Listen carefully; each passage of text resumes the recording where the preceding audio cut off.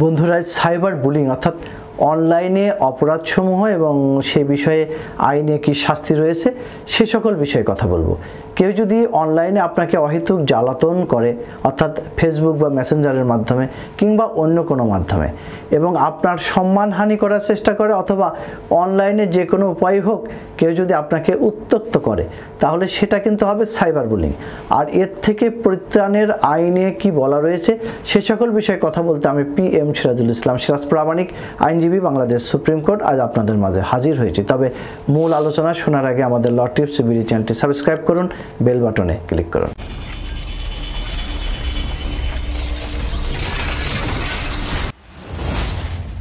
মানহানি এবং cyber bullying যদি অনলাইন প্ল্যাটফর্মে হয় তাহলে আপনার তার বিরুদ্ধে সাইবার নিরাপত্তা আইনে আইনি ব্যবস্থা নিতে পারবেন।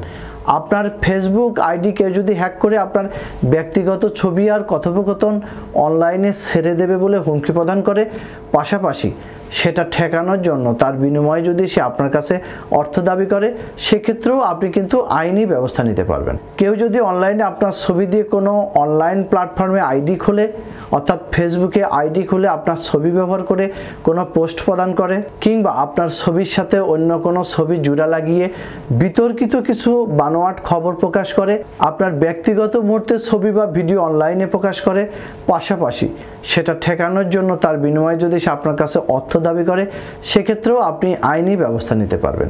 এছাড়া অনলাইন ই-কমার্সের নামে কেউ যদি ভুয়া পেজ খুলে খারাপ পণ্য ভালো পণ্য নামে বিক্রি করে আপনাকে হয়রানি করে, ভুয়া বিকাশ নম্বর থেকে ফোন করে লটারির কথা বলে বিপুল পরিমাণ অর্থ আত্মসাৎ করে, ভুয়া বিকাশের SMS দিয়ে গ্রাহককে অভিনয় কায়দায় যদি কেউ প্রতারণা করে থাকে সেগুলোও সাইবার নিরাপত্তা আইনে মামলা করে আপনি প্রতিকার পেতে পারেন। আপনি এ ধরনের ঘটনায় দুইভাবে প্রতিকার পেতে পারেন। নাম্বার 1, থানায় সরাসরি এজাহার দায়ের করে আপনি প্রতিকার পেতে পারেন। নাম্বার 2, সরাসরি সাইবার ট্রাইব্যুনালে মামলা দায়ের করে প্রতিকার পেতে পারেন। মনে রাখবেন প্রতিটি বিভাগে একটি করে সাইবার ট্রাইব্যুনাল রয়েছে। আপনার বিভাগের সাইবার ট্রাইব্যুনালে গিয়ে একজন আইনজীবীর মাধ্যমে পিটিশন দাখিল করে আপনার সমস্যার প্রতিকার পেতে পারেন। থানা কিংবা ট্রাইব্যুনালে যাওয়ার আগে আপনি প্রতিকারের প্রমাণগুলো অবশ্যই সঠিকভাবে সংগ্রহ করবেন। যাচাই বাছাই করে অনলাইনে প্রকাশিত কিংবা প্রতারণার বিষয়গুলো রীতিরকম প্রিন্ট করে রাখুন। স্ক্রিন ভিডিও এবং লিঙ্ক সহ প্রমাণ নিজের কাছে রাখুন, তাহলেই অপরাধীকে শাস্তি দেওয়া সম্ভব।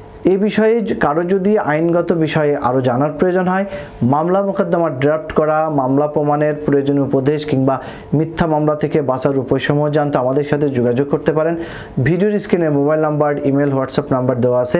আমরা উপযুক্ত সম্মানের মাধ্যমে আপনাদেরকে আইনি সহায়তা দিয়ে থাকি। আজ এ পর্যন্তই। সবাই ভালো থাকবেন, সুস্থ থাকবেন। আমাদের চ্যানেলটিতে সাবস্ক্রাইব করতে ভুলবেন না।